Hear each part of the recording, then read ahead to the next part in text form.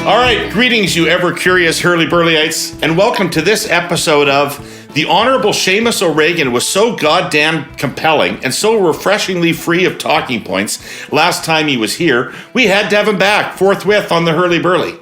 You all know Mr. O'Regan, 10 years a co-host of CTV's flagship morning show, first elected as a Member of Parliament for St. John's South Mount Pearl in 2015, previously serving as Minister of Veterans Affairs, Minister of Indigenous Services, Minister of Natural Resources, and now Minister of Labour since October of last year. And not shockingly, that's what we're going to talk about today. What's the future of the labour movement in Canada? How do working people get a bigger slice of the pie? How will legions of gig workers find security? And what role do the feds play in all this? We'll also do a little budget talk, seeing as it's fresh. Minister O'Regan, thank you for coming back here on the Herle Burly.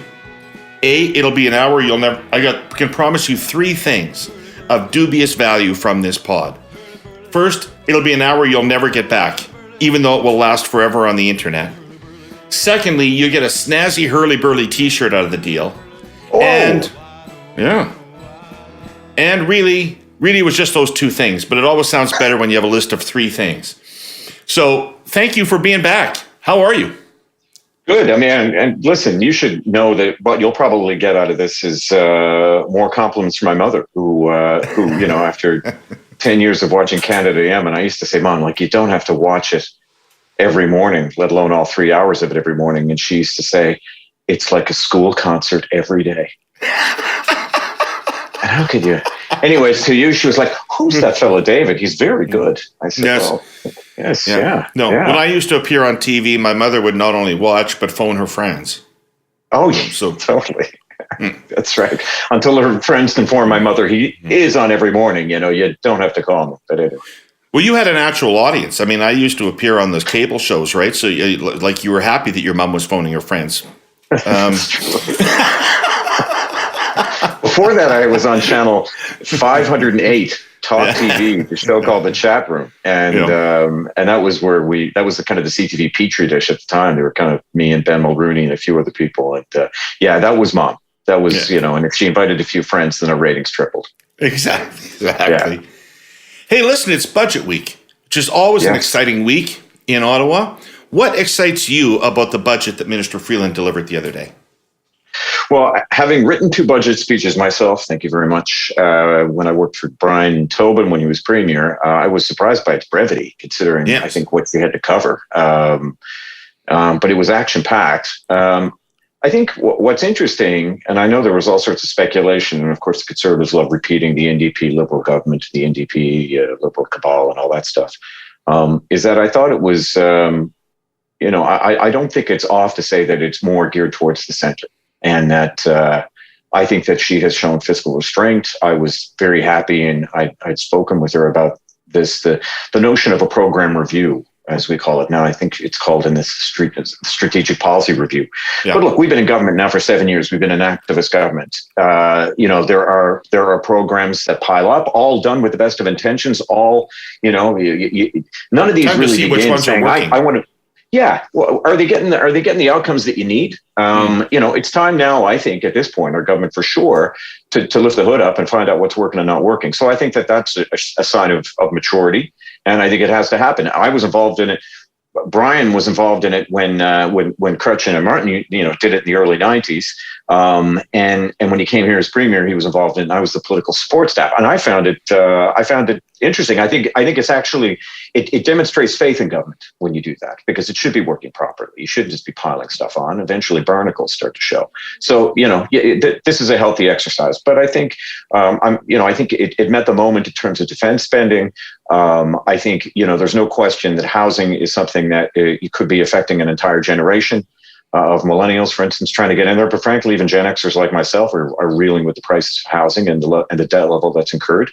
So, I think it's the mark on that too. And I think, look, how can you argue with dental for kids? I mean, you got to be, this is something, and I'll give to the NDP, good for them. And I think working on that, this is something we should have been doing a long time ago. So I'll give it to you. Brian Tobin brought forward a program to extend broadband widely throughout Canada. But that program was going to cost $1 billion, and that was an insane amount of money. I remember. Yes. I remember. Yeah, and now Goody Hutchings is doing a lot of that for rural Newfoundland and Labrador and right across the country. She's I've known Goody for 30 years, and she's been entrusted with that, and she's getting it done. But yeah, I mean, you look back, on the upside, if Brian had succeeded, everybody'd be on dial-up. So I don't know if that's what we should be shooting for, but it was ambitious at the time, and Lord knows, like it's tough to keep up with all this. But some of this we can get done now. It's kind of the last leg to a lot of these rural communities. And look, if some of these communities have broadband, you're giving them a whole new lease on life economically. It makes sense. So it's worth the effort. Okay. One of the things that we used to pride ourselves on in the budgets that we worked on in the 90s was the prudent assumptions of those budgets.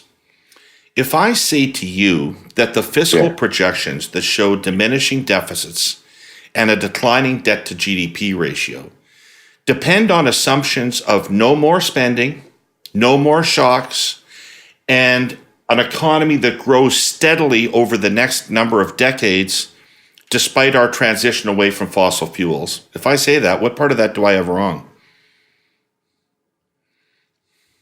Yeah, you don't have any of it. Well, every budget relies on assumptions. It's just a matter of, are you being unrealistically optimistic or aren't you? And, I think, the political awakening for me was certainly, the Chrétien Martin years. And I think that has seriously rooted how I look upon government, particularly the federal government. And look, we've just come through some unbelievable shocks. And I think the extraordinary thing, to be fair, is that coming out of that, we have done a heck of a lot better than we thought, where we would be 2 years ago. For sure. I mean, to have 112% job recovery, and, best in show in the G7 and just about everything except, I will note, and I think that, Christie is attempting to address it in this budget, is productivity, which has been, the perennial heel of the Canadian economy. For sure, yeah. Governments of various stripes, two predominantly, have tried to figure out how, what we can do about that. It is a difficult nut to crack. But, in terms of fiscal management, deficit, debt to GDP ratio, jobs, we're leading the pack in the G7. That's point of fact. And those, latest job numbers coming out, certainly were well timed. But I think it's an affirmation of the direction. So I think we've got some, significant issues. Some I know we'll probably talk about with labor, but I think just generally businesses are still reeling. They are clearly investing in the right places because they are coming back. But I think that they are laden with a lot of debt. And I think that's something we got to keep an eye out on. Right. Cool. Can I draw on your expertise from NRCan for just a couple of things related to the budget? One is the incentives in the budget for carbon capture and storage. Yeah. What's that going to result in? What will be the effect of those incentives, do you think? First and foremost, it puts us on the level playing field with the Americans, which is something that we talked about, on the show when I was Natural Resources Minister. There's some, significant work that the department had done over the past few years. And I was delighted to be a part of it then. And I'm delighted that, Jonathan and Christy are bringing it to fruition now. One of them is on CCUS. And, we've talked about that. And I think what has changed perhaps since then is how important CCUS will be in not just sequestering carbon in Alberta and Saskatchewan as we continue with the production of energy, but specifically on hydrogen. And I think that is huge. Jonathan and I, when he was environment minister and I was NRCan minister, really wanted to get away from, because this debate can always be so polarizing. And anytime you put a label on it, like blue hydrogen and green hydrogen, you're immediately polarizing even the hydrogen debate. And instead, we should be looking at the numbers. Like, what are the emissions levels of each? Blue hydrogen, though, for lack of a better label right now, comes from, natural gas, which we think coming out of Alberta and Saskatchewan and then sequestering that carbon makes, in effect, blue hydrogen. And that is huge. Could be a huge play for Asia. Yeah. On the other side, you've got green hydrogen. It's derived, natural gas, and you're using hydroelectric power, zero emission or extremely low emission. But CCUS now, I think if we can, really drill down on that. And look, this is not just government. Let's be very clear. I mean, you've seen oil prices these days. My challenge to the companies, and I think they're up to it, is let's maybe tone down the share spend some of these buyback excess profits on your future. Yeah.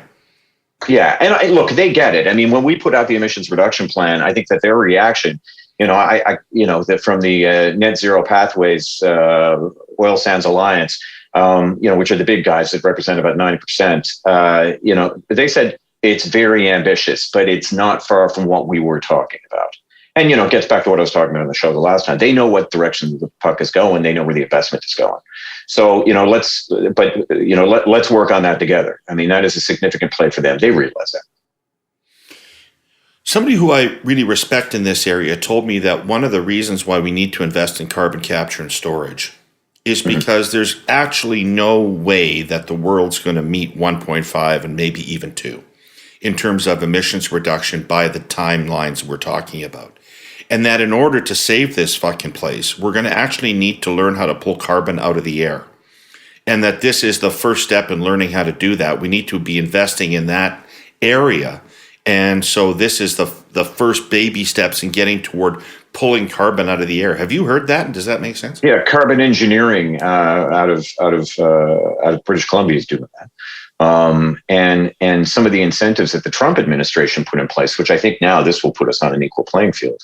They were looking at further investments, but in Texas. I mean, I want to keep these guys, Canadian, obviously, and they are looking at that. They're looking how do you take the carbon out of the air? I think that, and I said this before, it's going to be a whole bunch of stuff. There's no question. And so you cannot allow myopia or ideology to keep you from some answers that may be, laying there right in front of you. Because it may involve oil, that doesn't necessarily mean that it's bad. So we need to look at all of it. I think, we're going to have to look at that now. The other thing that was politically incorrect to look at before, and I think that we are increasingly looking at it, and I think others are as well, as adaptation.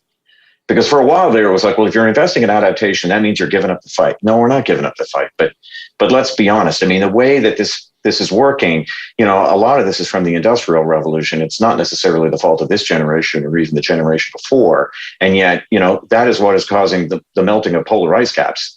So some adaptation. Let's just get over the self-flagellation, and let's just say, what do we need to do? Where's this going? And how do we need to adapt? So say no to nothing at this point. And that's, the point that I've been making on nuclear. It's not like if you hit your targets by 2030 or 2050 that nothing happens. And if you don't hit them, everything happens. It's happening, right? That's right. That's right. So all of this is adaptation and mitigation right now. I mean, that's where the science is leading us. And remember, I mean, I've got great faith in the planet. The planet will move on at some point. It will heal. We won't. That's right. So this is about, let's not forget, this is the planet will be fine. I think it'll eventually heal, and maybe a few hundred years down the road, or 1,000 years or whatever, the ice caps will refreeze. We will not be around. So this is about us. And I think that's not to this. I'm actually hoping, when I say that, I really hope that it actually increases the urgency that people feel. This is going to be about you and your children and your community. So we got to get busy. Right. Cool. Hey, let's talk about labor policy. Yeah. What's your agenda as the minister? What do you want to do? What are you trying to affect? That is that's right out there, right out of the gate. I think it's interesting. It's trying to find that balance is very interesting. I just come from my first major strike, which was the CP Rail lockout, and being involved in those negotiations. And it is fascinating. First of all, we have an incredible team in the Labor Department. The federal government does, and they'll outlast me and previous ministers and ministers to come. But you have a team, a crack team there. They should make like a show about them, I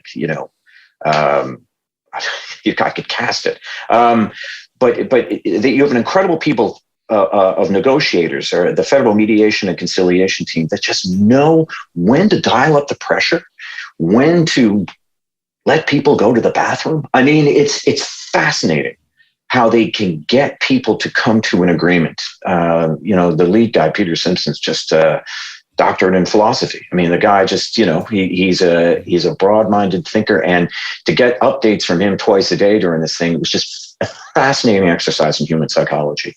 What do you want to do? You want to ensure the prosperity of the country. You want to ensure fairness for workers for the work that they do. And I think, a big priority for me is providing some stability. I'm trying to get my head around now because rail strikes seem to be a thing. And, I'm not going to solve that. The knee-jerk reaction on these things, and I was getting it in the lead-ups to this negotiation, was making an essential service. Just making an essential service. Or, in the short term, back to work legislation, just do that. The important thing to understand is that as soon as you do that, you take away any leverage from workers that they have at the table. Like you're pulling the carpet out from underneath them. Yeah. And it's tricky because I'm also, as a labor minister, I am not necessarily the advocate for workers per se, but I do have to look out for the interests of those who actually provide those jobs as well, and bring them close together so that we can have a functioning economy. Yeah. It's more than just taking one side over the other. It's bringing both sides together. Where I can, I guess, create an environment where we have less of these things happening and less disruptions to something as essential. Well, I don't believe in designated in an essential service, but we have to acknowledge how essential, for instance, the railways of this country are. And, that certainly came to me during Wet'suwet'en when I was Minister of Natural Resources, and certainly now at CP. I mean, the phone calls I was getting, people, some I knew from natural resources, others I didn't, certainly from the agricultural side. Especially in the last 4 or 5 days, 2 calls a day with the ambassador, the U.S. ambassador to Canada, David Cohen. A call or at least a few texts every day with the Secretary of Labor, Marty Walsh, who, said to me that my name had been bandied around in the White House because it happened to be around St. Patrick's Day. So I thought that was charming, but then I realized it may not necessarily have been a good thing. They in the White House, they were looking at this. This was of great concern to them. This is clearly a major artery, of the North American economy, and it knows no border. And so they were very concerned about that. So I guess I come into this, if you've ever suffered significant anxiety in your life, you do not want to suffer it again, nor do you want anybody else to suffer it. And so wherever you can lower the temperature and make sure that people aren't going through any undue anxiety, you'll do it. And I'm driven by that, not only in, the goals I set for myself in public life, but also in the manner in which I go about it. Sometimes it works, sometimes it doesn't, but that's a goal for me. So people got enough going on. We have a great saying in Newfoundland, and that is, me nerves are rub raw. And that is kind of where Canadians are right now. Yeah, and I'm one of them. You Herle Burlyites have been listening here long enough to know there are a few things that are a complete anathema to me. Almost any kind of green vegetable. The dubious rock and roll canon of Billy Joel. The falsities of virtue signaling. Meaningful actions with lasting social impact have always meant more to me than hollow words, no matter how fashionable those words may sound in the moment. Call me old school, but I prefer real purpose and the behaviors that make good on that purpose. It's reflected in my personal life, my professional life, and I'd like to think it's even reflected in how we envision both the Herle Burly and Curse of Politics podcasts, and extends to the kind of advertising we take in here. Which brings me to the presenting sponsor of this podcast, TELUS. TELUS, as I've talked about here before, is a company that has always been driven by social purpose. They believe in social capitalism. Doing good business is also doing what's right for people and the world. The success of one feeds the success of the other in a real virtuous circle. So that's what we're going to talk about in this space for the next number of weeks. TELUS's environmental, social, and governance, or ESG for short. In an era of so much conspicuous corporate greenwashing and virtue signaling, so many very nice sounding words, we're going to boil it down to TELUS's specific actions. what they're actually doing with their world-leading technology and their compassion to drive social change as part of a successful bottom line. In healthcare, bridging the digital divide, community giving, carbon footprint reduction and caring for the environment, agricultural tech for better food outcomes, the world's first sustainability-linked bond offering. There's a lot here. If you want to get a head start, you can find it all in their just-released Sustainability and ESG report at telus.com/sustainability. What role did you play? Can you walk us through what role does the federal minister play in keeping CP and the union at the table and getting them to an agreement? I first of all, know what you know and know what you don't know. I wasn't going to, start, throwing stuff around or throwing my weight around or entering into rooms in which I had no place.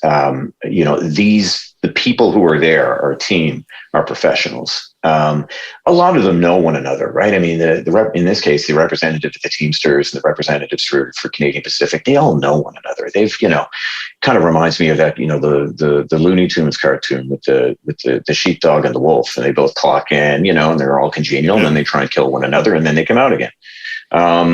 They're like that in that they're familiar with one another, they're congenial, and then they go in there and they've got a very significant and serious job to do in picking up for their stakeholders, their representative stakeholders. And our job, my team's job, is to hold them together. My job, as I saw it, was to A, first and foremost, let my team do the work. B, don't screw it up.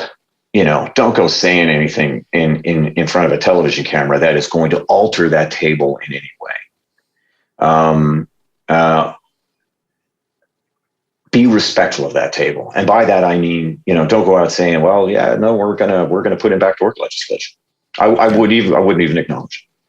That was, not an option, and it was something that would significantly change the tone of that table and the ability of those parties to come to an agreement. And I'm results oriented, so it's all about the agreement. It's not about me showboating, for instance. So I spent a lot of my time in a neighboring hotel, getting reports, and then appearing in front of camera or in any mic that I could to keep the pressure on. Without compromising, the ability of these people to come to an agreement. So it's knowing your place, but applying the heat and not screwing it up. Right. And always with the threat of back to work legislation in the background, which you said workers don't like because it takes their leverage away. I presume employers don't like it either because you're going to impose a settlement that they may not like. Yeah, and it's 3D chess here. Sometimes, in some instances, from what I can gather, the unions may want it. And then there are some segments that are taken to arbitrators and others that aren't. And it is, listen, like I said, these people are familiar with one another. They're familiar with one another's nuances. And they have gamed this out in a way that you can't even imagine. So to go in there as a newbie minister and thinking you got this figured out, trust me. These are piranha, right? You've got some tools, but the biggest thing that I think you could bring to the table is just keep the pressure on, constantly talking to parties and keeping them at the table too. If there are instances, it didn't quite come to that, but certainly my team knew that if I needed to call people in the middle of the night, I would call people in the night to keep them at the table and to arrive at that deal. But I took their lead. I took the lead of my negotiators. Cool. Hey, how do you feel about unions? Do you think that Canada would be better off if it had more private sector union coverage, which is almost insignificant now, the number of private sector workers that are members of unions? Would we be better off if we had broader coverage in the private sector? I think we would. Yeah, I do. You're a product of your generation. I remember Reagan in '81. With the air traffic controllers, that was a big deal, right? 3,000 air traffic controllers just shut out, and he sent a signal, and it was a signal as the Americans, whenever they do anything, it was a clarion call for neoliberalism across the planet, is what it was. Big time. And what you saw what ramped up then were, legions of lobbyists that arrive not just in Washington, but at state capitals right across the United States. That were on a mission, and that was to discredit unions at every instance. And look, and the effects of that were felt here, and were felt here, I think, through the 80s and 90s, and certainly right up to the Harper government. And I think, the pendulum is swinging back, and I think that that's a good thing, because I think, there is no question at all that you see a depletion of union power and strength. You see a depletion of the middle class. The middle class was created by unions, right? It really was. And it wasn't just the middle class that was created by unions. Weekends were created by unions, right? Weekends. Maternity leave, paternity, like all of these things that we benefit from. And you go back to, the strike that took place at the Windsor plant, the Ford plant, and the fellow who intervened there, Paul Merton Sr., the decision to try and figure out this massive strike that was happening, and a decision that was ultimately made by Supreme Court Justice Rand that, there doesn't have to be mandatory union membership. That's what came out of this. But everybody has to contribute, whether they choose to be a member of the union or not, because they all benefit. Right. And that was a huge moment, I think, in this country. And after that, you had the CLC, being formed, Canadian Labour Congress. So there's a proud tradition in this country. I think, we're seeing now, I think it's very interesting, Dave, when you look at Nisga'a, Alberta, just outside Edmonton, and you've got the Amazon warehouse there. As we speak right now, you've got the Teamsters are attempting to form a union there. Amazon, very aggressive, throughout North America and around the world, of making sure that their workforce is unionized. But now a recent victory in New York City, there's going to be a significant spillover effect of that, and it may affect what you're seeing in Alberta right now. Look, there is no question at all that when you have increased union membership, you have increased prosperity for more of their workers, no question. But you also have a big difference in workplace safety, because it allows greater representation and vigilance when it comes to workplace safety. And then, rules are brought to bear on these sorts of things. So, I say that, and I also have to be very careful in my role, and I do believe it's like you have to have balance, and I'm a big believer that we have to ensure the prosperity of our companies and the competitiveness of our companies in order for them to be able to foster as well. But the pendulum swung too far, if you ask me, over the course of decades, coming after Reagan. And I think the pendulum is swinging back. And I think that, inevitably, as it tends to do in this country, we will come to a happy medium. But a lot of the rights and the prosperity and the middle class of this country were born by union membership and an active union, not just in the public sector, but in the private sector in this country. So my guess is that most of you never gave much thought to the phrase supply chains before the pandemic set in. My further guess is that most of you have absolutely thought a great deal about the subject in the past year or so. I certainly have. It's entered the lexicon. We have discovered the fragility of our overseas supply chains, and because everything is connected to everything else, we've seen disruptions in our North American networks.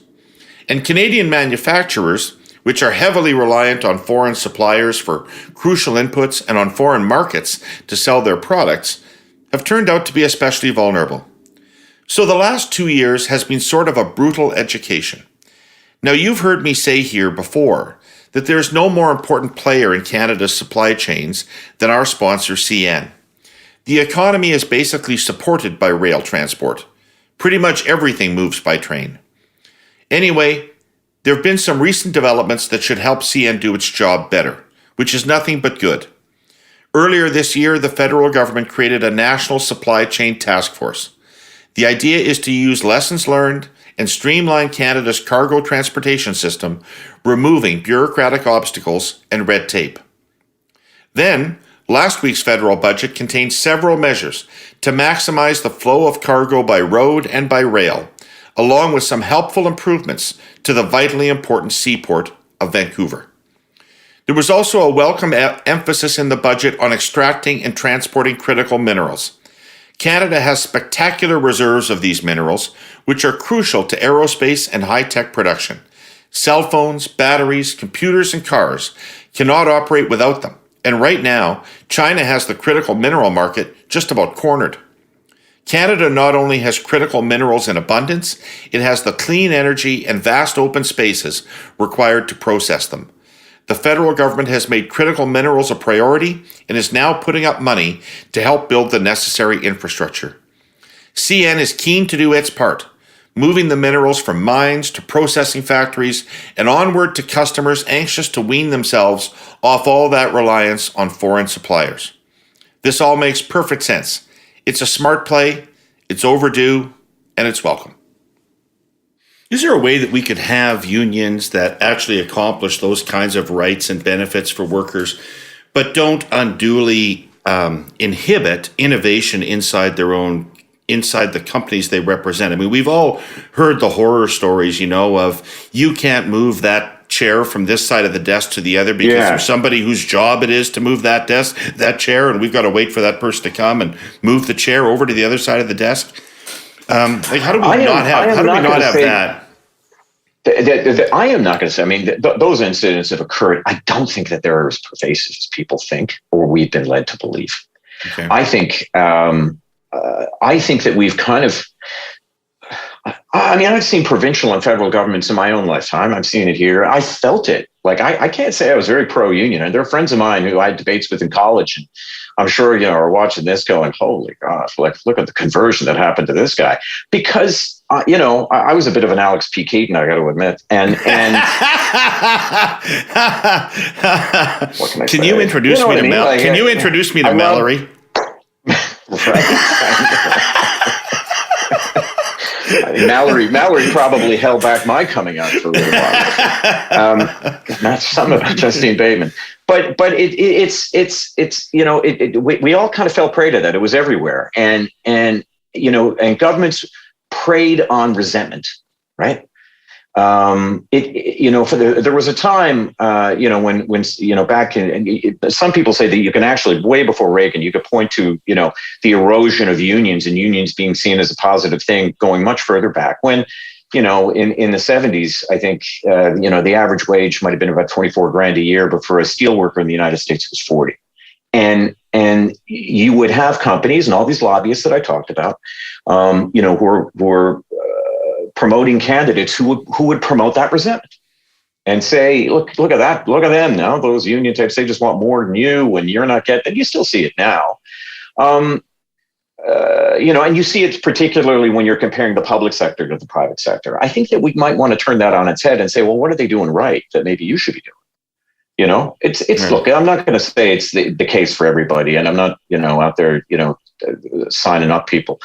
I am saying that we have to look, again, very clear-eyed about this and maybe get rid of some of the entrenched resentments that have built up over the years about these sorts of things. There are cases where they're inefficient, but there are, I think in the vast majority of cases, in my experience, quite reasonable. I got to tell you, maybe I talked myself into a job, but during the pandemic, I would say to the Prime Minister that, as I was dealing with natural resource issues, that the best ideas came from the unions. The most creative ideas came from the unions. And when I, with the budget, and I'm calling around to, stakeholders, some of them I'd call friends now, union leaders right across the country, and talking to them, their ability to think creatively, not just about, their own membership and benefits to their own membership, but about, how do we create a more prosperous and competitive country? They're there. Like, they're there. And they were a tremendous help to me during the pandemic. So, when he called me in to tell me I'd be labor minister, it was kind of with a wink and a nod that I'd talked myself into a job. And I'm very, very happy about that. And I'm very happy as a result too, that I'm still working on, as I said to you before, I hate the phrase just transition, but I'm still working, on that, because that is incredibly, incredibly important to me, for reasons that you understand completely. It's just how important it is to the economy of this country. But I would say we should be very clear-eyed about the place of unions in this country. I don't think that those, like, as you said, that chair goes here, that chair goes there. I don't think that that's the rule. I think it's the exception. Okay. That's pretty interesting. And especially the fact that good ideas were coming from the unions. I had a super interesting chat with the German ambassador last week, and she was telling me that the unions in Germany, which are very powerful, are very vested in the success of the German economy. And so they view themselves as partners more than antagonists to the employers. They're corporatist in their model. I mean, they actually sit on boards of directors. It's. I think it's more than just German law. It's German culture. Yeah. I'm somewhat familiar with that. I'm more actually familiar with the Irish model, which was very interesting, and they took it up to another level. Of course, the Irish are the fucking best at everything. Jesus Christ. Right? Saved civilization. I should grab my I live with an Irish woman. There is no end of this in the Irish. I'm telling you, biggest self-promoters in the planet, and for good reason. When you got it, flaunt it. When I was dealing with the CP Rail issue with Marty Walsh, Marty Walsh of Massachusetts. God, I just love their accent. And but when we got through it, you'll be happy to know that not only are you interviewing the Member of Parliament for St. John South Mount Pearl, you were also interviewing the future Grand Marshal of the Hollyoaks, Massachusetts St. Patrick's Day Parade. That's what he has promised me as a reward now for having gotten through this. And I'm going to go to my first Boston St. Patrick's Day Parade. Very happy about that. The Irish back You should merge St. Patrick's and Pride and see how that goes over. We already have.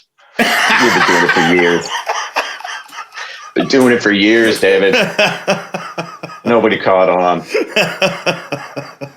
Pot of gold. The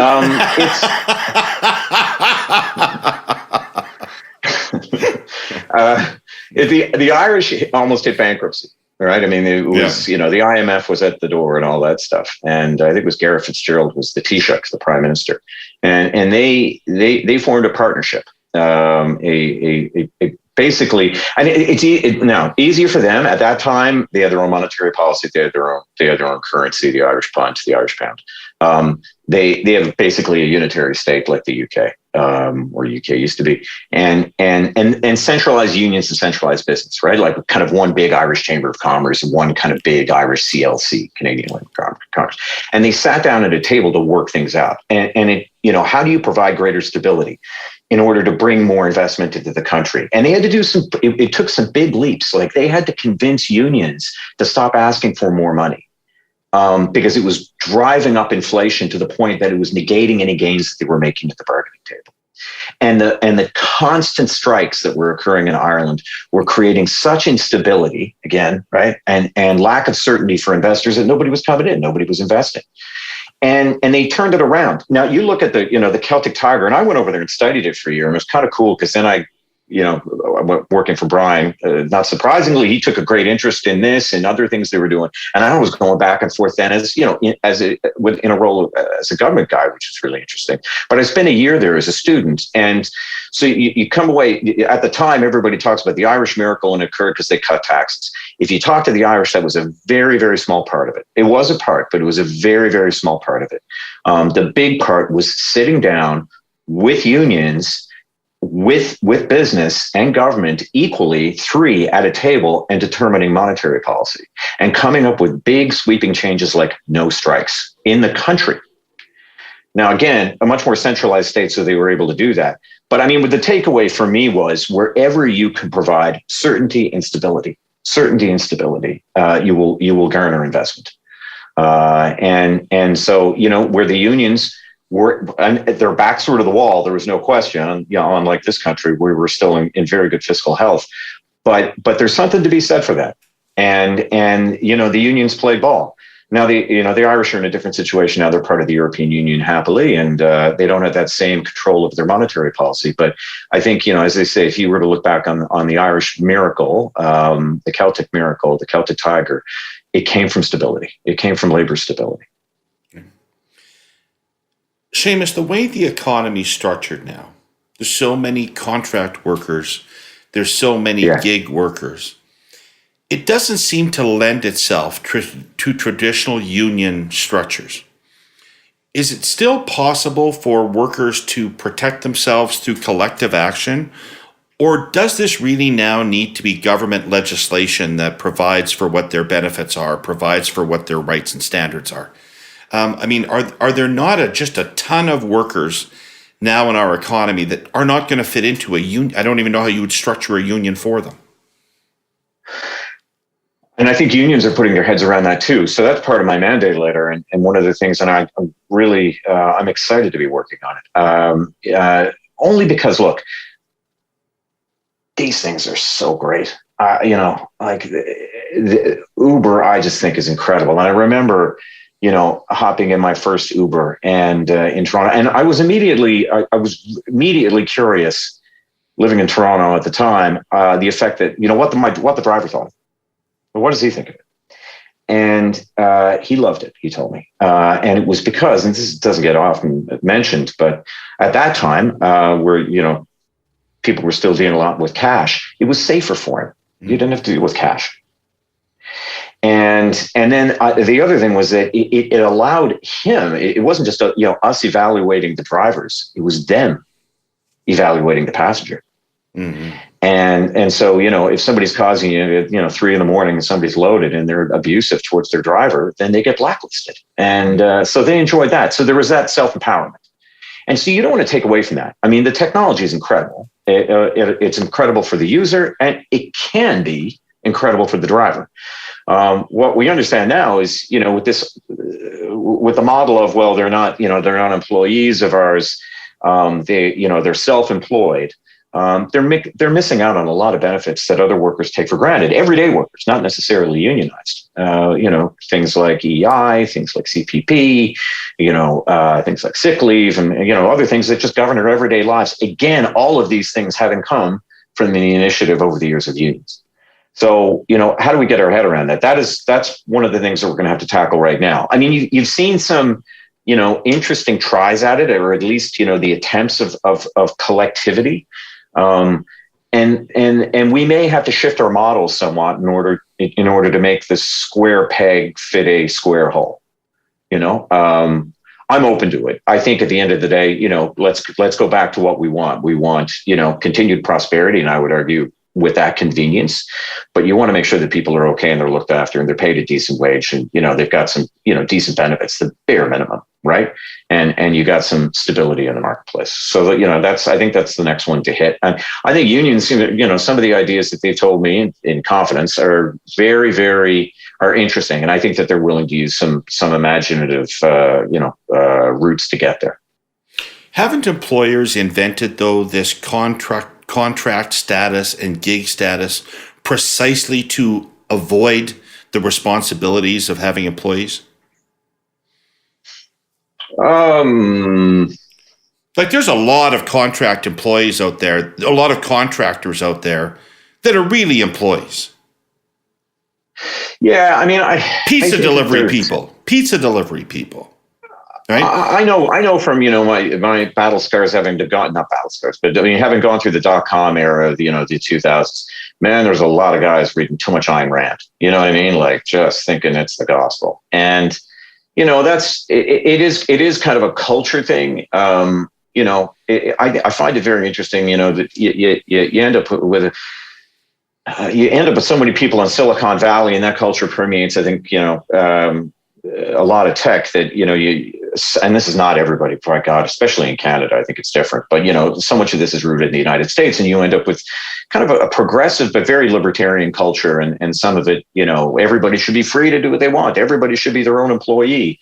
It doesn't necessarily always work out that way, and you do see an incredible polarization in income, and it is not the first time in history, by any means, that you end up with, you look at the beginning of the Industrial Revolution, where, the marketplace is incredible at coming up with new conveniences, new products, new things to change the world. And in their drive for efficiency, kind of forget about the people who are actually doing it. Right. And so, the benefit of unions, and the reason was because they had to professionalize and collectivize in order to be able to take that on. And government has to, generally look after people, look after the bulk of people, but at the same time ensuring prosperity. And it's really important. I keep repeating that too, because perception is reality, and particularly in politics. And it's important that when the Minister of Labor speaks, or frankly anybody in government speaks, that there's an understanding of how the economy works, and that we do need to find that balance. With prosperity and competitiveness from the employer side, but looking after people on the employee side. But I would argue that if you let these things on our phones, and the gig economy in general is so ruthlessly efficient that I think if it goes unabated, then that people will be trampled on. And so you gotta find that middle ground. You gotta look after people. What do you think about? Because remember too, it's incumbent upon government to think of the collective good of the economy as a whole, and not just any industry or any company, but as an economy as a whole. And that is making sure that there are people who have enough money to buy the stuff, who have enough money to use the services, right? And if everybody, and people who are working in a company are running their company and driving, towards the next quarter, that's what they got to do. Government is more than just making sure that they can do that each individual company can do that and be prosperous. It has to make sure that we're all prosperous in this together.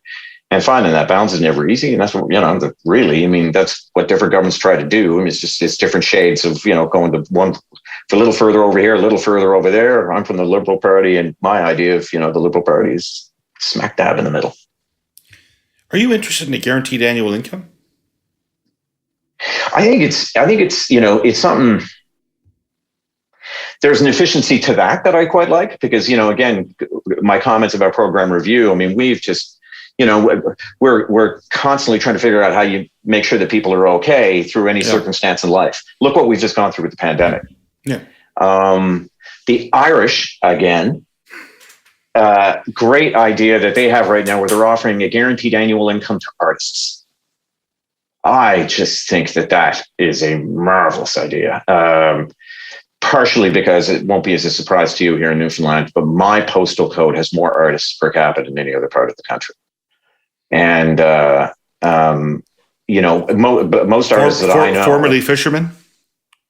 No. We've always said artists.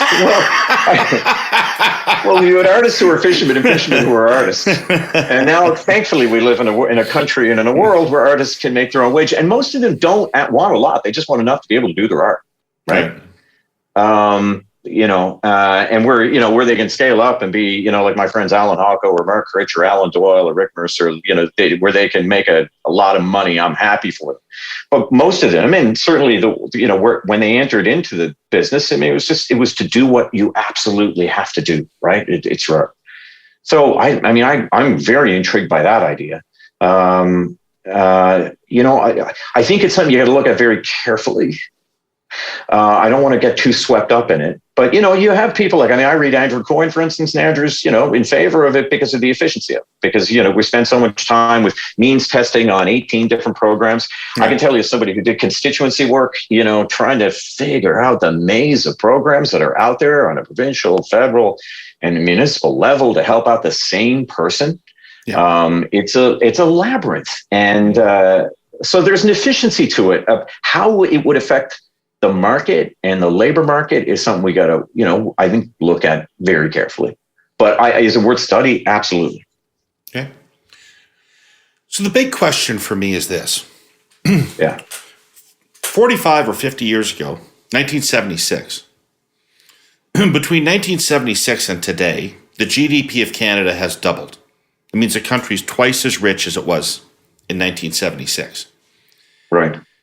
The average household income, inflation adjusted, is identical to what it was in 1976, despite the prevalence now of two-income households, which did not exist in 1976. So in other words, your spouse has gone to work and your income has remained the same.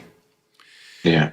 And this was the insight that drove the 2015 Trudeau campaign, that the middle class hadn't had a raise in 30 years, and that all of the benefit of economic growth was going to capital, not to labor.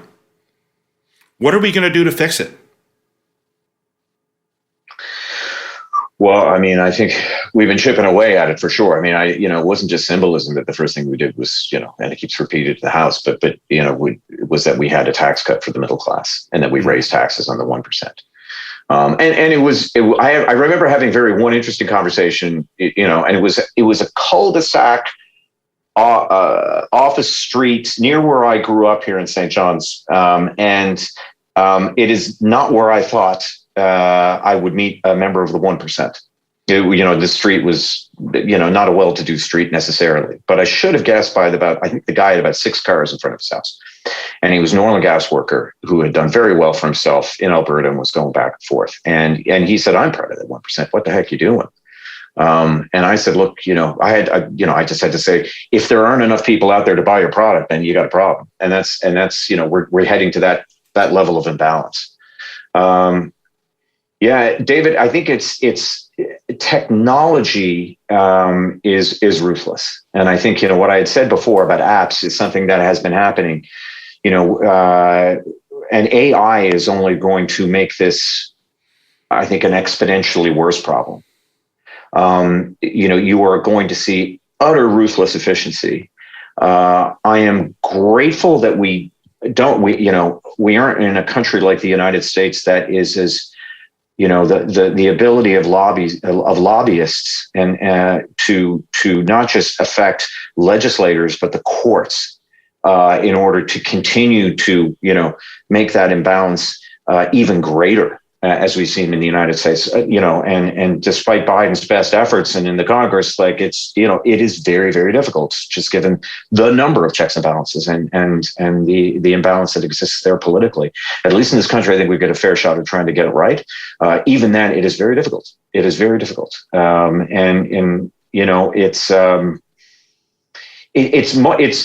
are some things that, you when you're a politician, your eyes open wide to the fact that, hey, I am privileged. I mean, I did go to the right universities and, I did get the right job and my friends all, the same. And then you kind of realize you don't think of yourself as being kind of top 5% or whatever the heck I am. I don't know. But, and then you realize that the median household income in Canada is $62,000.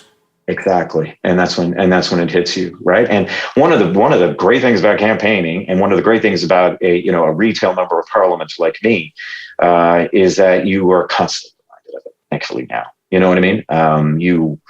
Because you're always talking to people and you realize that the number of people who are facing when you were hosting Canada AM, you would never meet anybody that wasn't part of the 1%. Right? Except for the guests, thank God. Right. Except for the guests. Yeah. That's no. And I mean, especially in Toronto. I mean, so you would have, partially because some of the charity work that I did and partially because of the guests and people who I would talk to on Canada AM. Yeah. And, I thankfully grew up with parents who would constantly make sure that you. I'm not blaming, I'm not saying it's about you. It's only it's only focus groups that keep me grounded. It's only doing focus groups with ordinary people that keeps me real about what's going on out there. Like Toronto, if it wasn't because of my upbringing, if it wasn't because I come from a smaller province in a smaller city, so it's at least there. But in Toronto, for instance, my God, you could go through your whole life and only see the 1% and just not understand what everybody's talking about. Yeah. And these are good people. There's no question about it. It's just, you can go through your life like that. And politicians, at least if given the, if they avail of the opportunity, can at least get a much broader view of what life is really like for most people in this country. Yeah. I watched Stephen Del Duca give a speech about the dignity of work to a Canadian club lunch that almost certainly didn't have a person with an income of less than 150,000 people in the audience. Yeah.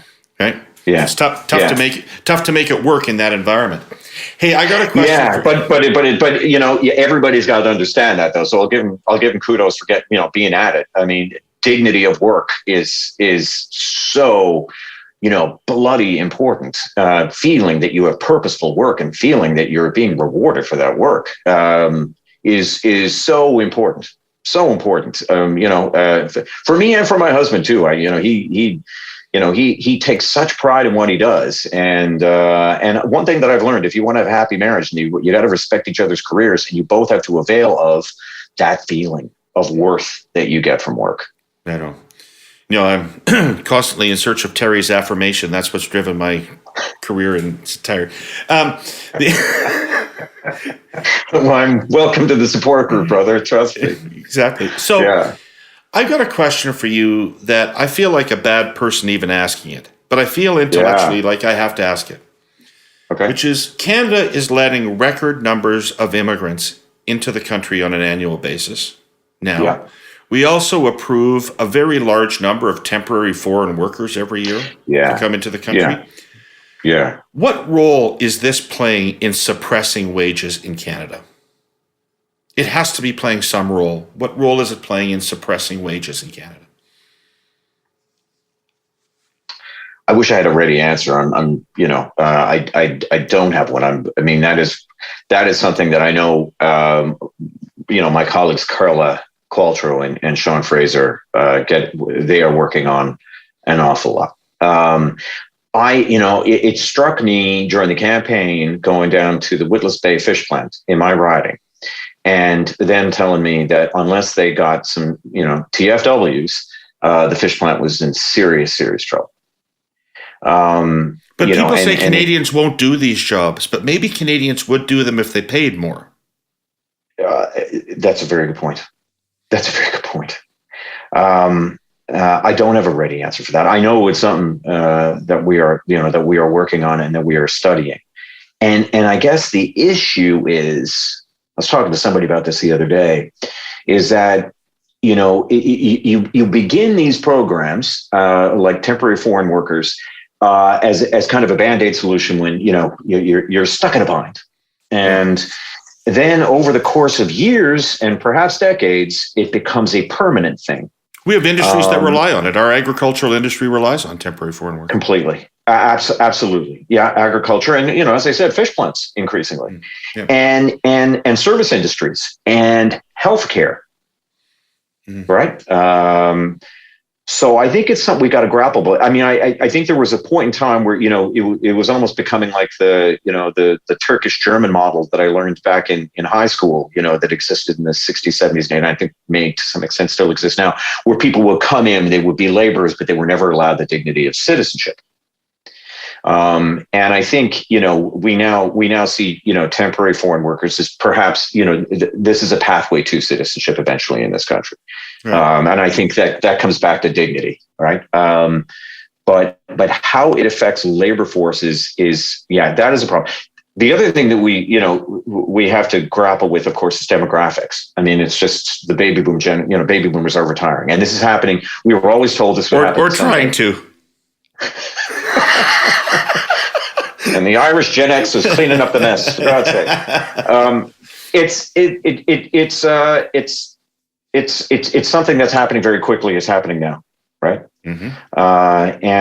And so there is a role for that to play.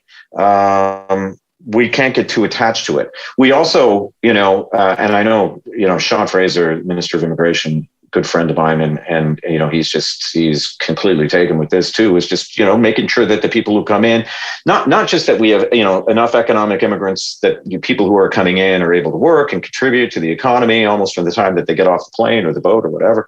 But also that we have the ability to train them for those jobs. And to get them into those places and to ensure that, they aren't depressing the labor force of this country. There are some very difficult jobs in this country that Canadians just really do not want to do. And I'm not sure, perhaps it was an incredible wage, but it's finding that it's that fine line. Businesses also have to, are also, under the gun in terms of costs. And it's always finding that balance, but making sure that those programs and these people are not used to the point of abuse or abusing the system. Right. Doesn't answer the question. It just kind of, all I did really there was just kind of lay out, I think, the complexity of the challenge. Yeah. So this hour has just flown by. Such an interesting conversation to have with you. Can I just on a personal basis ask you one last question? Do you have time for one last question? Yeah. From your point of view, Mm-hmm. what's the intellectual and philosophical difference between the Liberal Party and the New Democratic Party? Hmm.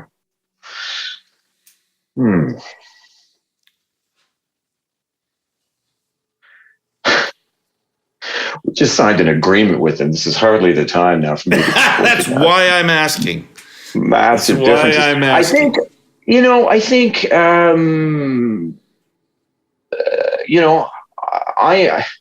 I am certainly more. I think it's very interesting with the budget that just came out, and the fact that it is being characterized as being more centrist and perhaps coming back more to, the Chrétien Martin era. My personal feeling when we signed this agreement with the NDP, and I'm a big fan of this agreement, because getting back to enough anxiety in our lives, nerves are rub raw.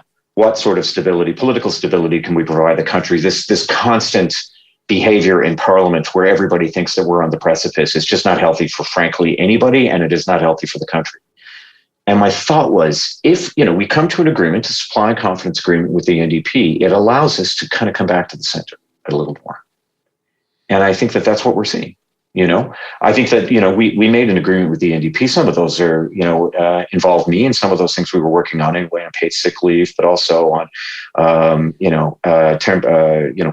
what was called anti-scab legislation, and I think what was also reflected in there is dental.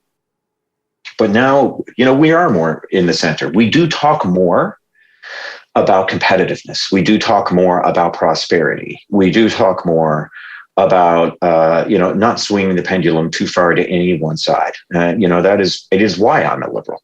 Right. It is I think we've shown tremendous ambition, but it has to have the backbone of managerial competence.